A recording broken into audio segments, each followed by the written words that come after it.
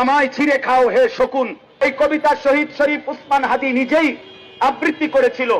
সে বলেছিল যে আধিপত্যবাদের দোসররা আমার সারা দেহ ছিঁড়ে ছিঁড়ে খাও, কিন্তু আমার মাথা খাইও না, অর্থাৎ আমি মাথা বিক্রি করব না।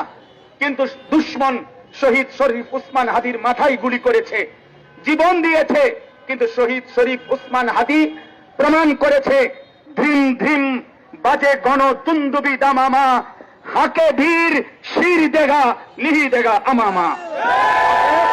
আজকে ইনশাআল্লাহ এই জমিনে আমরাও আল্লাহর কসম করে বলি, 18 কোটি জনগণের পবিত্র শিরায় 1 ফোঁটা রক্ত থাকতে আমার মাতৃভূমির 1 ইঞ্চি জমিন ভারতের বেঈমান তোরা নিতে পারবি না। এই জমিন 1 রক্ত নয়, 1 হাদি নয়, লক্ষ কোটি হাদির রক্তের পবিত্র জমিনে প্রয়োজনে খুন ঝরবে, কিন্তু আজাদি থাকবেই থাকবে, থাকবেই থাকবে, থাকবেই থাকবে।